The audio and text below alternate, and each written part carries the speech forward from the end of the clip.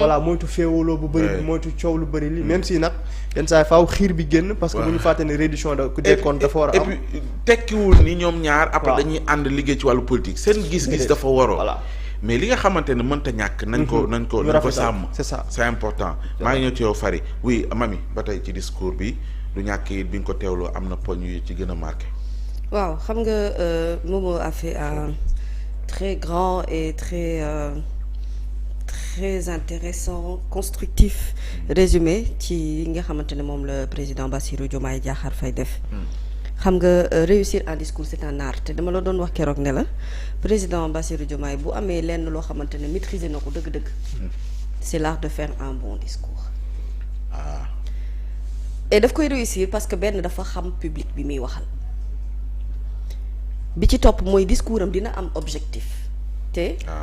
loolu dafa baax maanaam discours bi mu structuré nga comprendre ne kii ba ci ay éléments de transition yi muy utiliser xam na lu tax mu def ko Bassirou Diomaye Diakhar Faye daf ñu defal discours 31 décembre boo xam ne dafa clair simple compréhensif et puis accessible à tout le monde te il a aussi benn fort boo xamante ne loolu bokk na ci liy def charme am mooy il arrive à captiver l'attention du public pendant tout son discours c'est-à-dire une fois que yow tu es concentré sur Diomaye da ngay yeggali doo décrocher tant que parewul amul benn élément boo xam ne daf lay déconcentré ci yow et loolu port vestimentaire bi daf ciy compter taxawaay bi daf ciy compter concentration bi également quand il fait son discours daf ciy compter ba pare on sent un homme confiant quand il parle et enthousiaste aussi dans ses perspectives d'avenir et c'est quelqu'un qui a réussi li gën a jafe ci discours mooy faire une conclusion marquante fa mu jeexale ah oui xam nga dàggasante ak yooyu c'est là où dañuy remercier l'équipe de communication bi nekk ci ginnaaw ça se voit que le discours est structuré mais kiy joxe discours bi itam lu mu nekk xale da nga koy jox cër ndax il force le respect en fait il force le respect malgré son jeune âge il force le respect et on voit que président léegi dafa gën a soigner dans sa mise te confiance boobu muy gagner muy indi quand il est devant sa tribune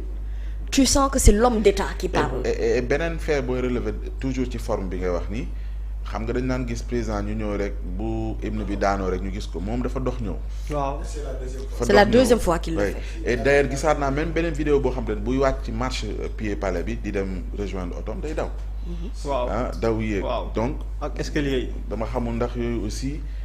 ci wane ni la ñu ngi ci beneen temps bu uute. mais oui bien sûr pragmatisme. mais loolu yëpp c'est des éléments de communication à décoder. voilà c'est montrer que c'est clair que c'est pas tous les présidents yoo xamante ni ñoo mën a def loolu. donc de xalaatu ko da koo mënul sax même bu ko bëggoon sax mënu ko wala kay sàlla tubaarkàlla rek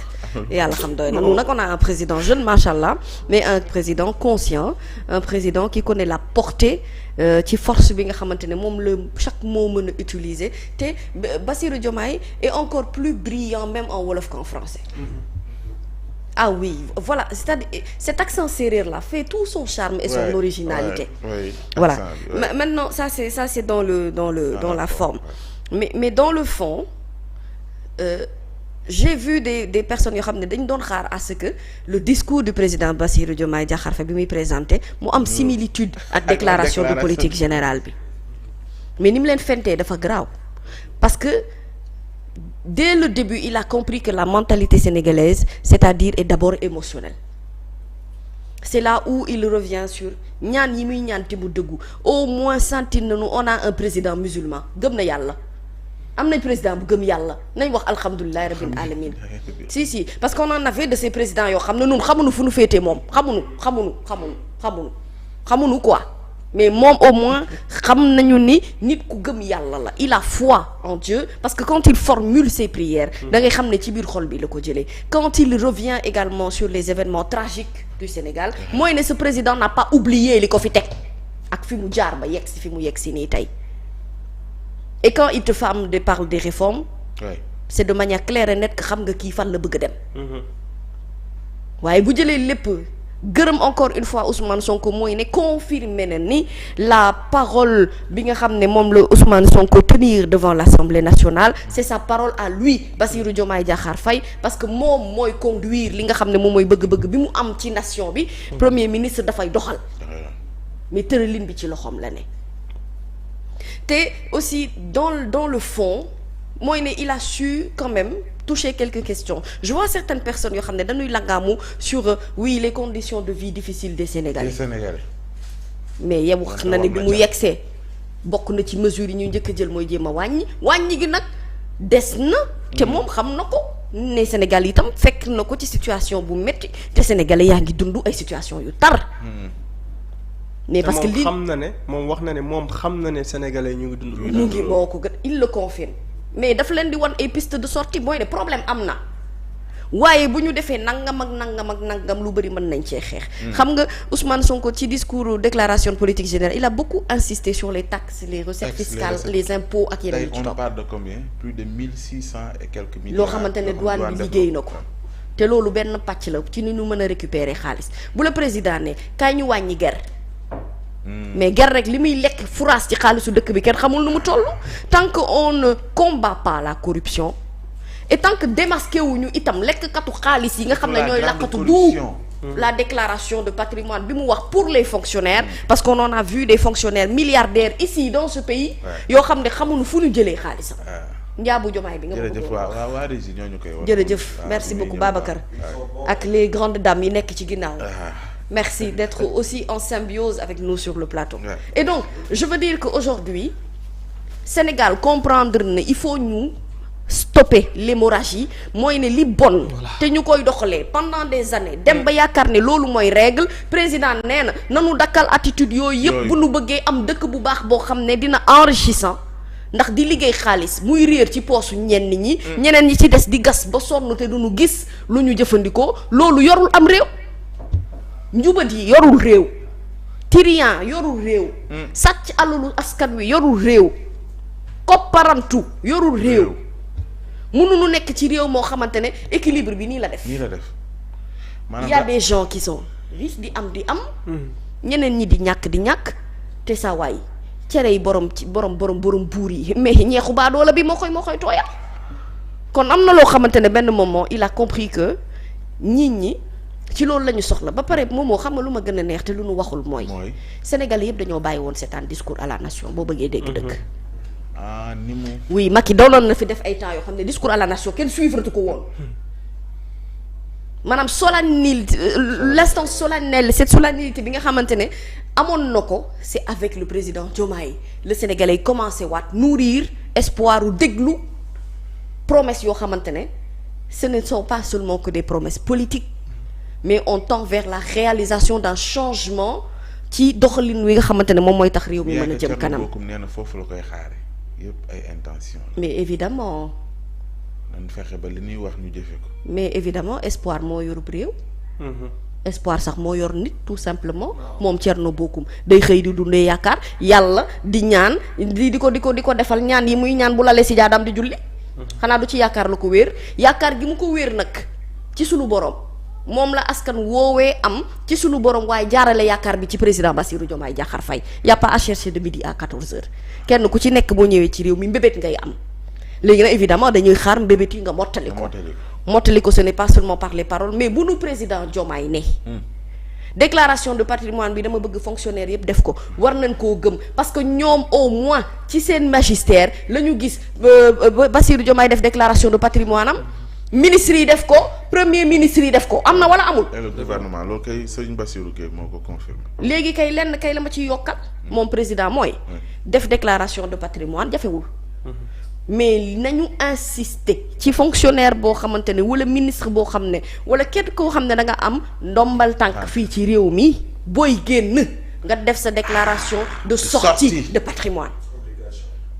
loolu moom il faut que ça soit obligatoire joint ci loi bi indi ko parce que foofoo fondamental foofooy problème bi ndax xam nga déclaré na damaa am benn armoire ñaari bata loolu amul problème bi may dugg lii laa am waaw amul problème bi ngay génn ah waaye yow ngay bay diriwaale ba diriwaale réew mi yëpp te yow loolu kenn du ci wax. c'est-à-dire foofu la mesure bi war a corsé wu. Et puis ça doit être aussi accompagné d'un système informatique digital viable boo xam ne ça va permettre de sécuriser toutes ces données là. Après. Momo, on a tellement parlé sur la quintessence même ci discours Bassirou Diomaye Diakhar Faye bi sur plein de points. mais lanceur d'alerte aussi. non lanceur d'alerte yi xam nga moom moo ko waxoon bañ a créer confusion. waaw mais lanceur d'alerte moom moo ko indi. innovation am la moom. moo ko indi. c'est clair que bu ko indee nag pour ñi comprendre le concept mooy ne ces gens doivent être protégés oui mais on doit aussi vérifier la véracité de li ñuy wax ba xam. Parce que sinon tout le monde va s'autoproclamer lanceur d'alerte. Il faut que ça soit organisé, bien structuré, ñu légiférer ko mu am ci lu mu dëpp ba nga xamante ne dëgg-dëgg yëf yi dinañu mën a évoluer et puis quoi qu'on puisse dire sénégalais bu ci nekk war ngaa mën a nekk sa lanceur d'alerte bopp. maanaam ñun dañuy dëkk ci ay koñ yoo xamante ne saa waaye ñi ñu dëkkal ñun xam nañ leen quoi. xam nañ seen situation bërki démb xam seen situation tey am na loo xamante ne mënta ne nit Sénégal mënoo jékki-jékki rek. yoroo woon xaala wala kasirin nga xëy rek yor lu dul jeex foo ko jëlee. foo ko jëlee da ngay luxus xaalis. wala jaaykat dorom nga waxee dañ naan non dañoo soxor quoi. nit ku am déedéet non soxor amu ci. dafa am loo xam ne cette culture de dénonciation là elle doit être naturelle en chacun d'entre nous en fait il veut juste dire aux Sénégalais que aujourd'hui pour ñu développer wu ñun il faut que ñu changer suñu mindset.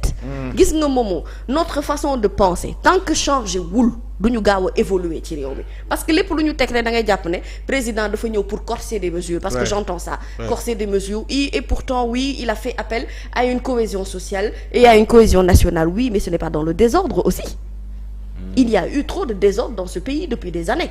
te président Bassirou waxuñu ko ñëwal nga réparer rek de li nga xam ne moom la fi Macky defoon dañ ko ne il faut reconstruire un Sénégal qui est un pays détruit depuis 60 ans où on croit détenir une indépendance qui en réalité n'est que de nom il faut tout renégocier le gaz ak li nga xamante ne moom moo jëm ci wàllu pétrole li jëm ci sunu ay ressources naturelles il va falloir qu'on réorganise li nga xam ne moo jëm ci wàllu question de défense et de sécurité parce que lui quand même c'est le chef suprême des armées gardien même de la constitution donc am na loo xamante ne responsabilité propre am la et base yooyu pour man mooy fondamentaux yu solides yi nga xam ne moom la ñuy tabaxee réew maintenant je le dis et je le répète réew mi pour mu mën développer wu ça ne va pas se faire en claquant des doigts il va falloir faire des réformes yoo xamante ne ça va nous conduire aujourd'hui à ce que ñu d'abord mën a récupérer li nga xam ne nit ñi jël nañu ko te dund seen moomeelu bopp changer administration ni muy doxee ñu gën a taxaw ci lu jëm ci wàllu liggéey mën a justifier li nga xamante ne moom mooy am doomu aadama yi ba sénégalais yi mën a yam au moins dundin ñu wala ñu fexe bokk ba seen dundin bu dee sutante itam mu bañ a bari. Et ce plan plan Diomaye pour la Casamance. Pour une fois il en parle et pour la première fois il l'aborde et je pense qu'il l'a abordé avec beaucoup de maturité.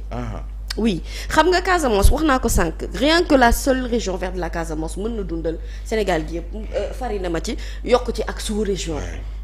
C'est une ville qui a beaucoup de potentiel mais qui est profondément blessée et profondément meurtrie te à chaque fois c'est une ville aussi boo xam ne utiliser beaucoup ci lu jëm ci wàllu politisation mais en termes de matérialisation ci ñoom leenu soxla ba léegi ci ay jafe-jafe la on voit moi j'ai fait la région sud il y a pas très longtemps et j'ai vu ba fii ay villages yoo xamante ne amuñu électrification gis naa ay villages yoo xamante ne ba tey nit ñi dañuy daw di wëggi ci teen yi donc dafa am benn minimum boo xamante ne ni pour man war nañ ko mën a am ces enfants et ces élèves dans le sud du pays parcourent des kilomètres pour dem jàngi école kon ce qui veut dire que ku ci réussir sax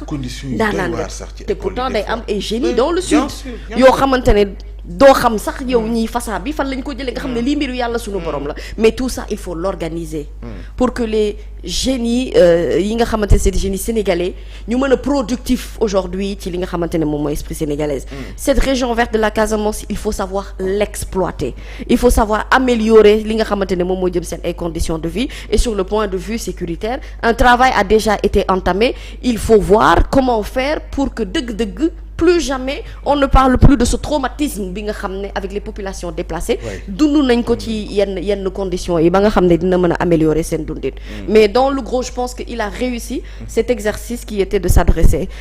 ci nation sénégalaise bi nit ñi déglu nañ ko dégg nañ ko li ci des mooy réalité wax na tamit ci tirailleurs yi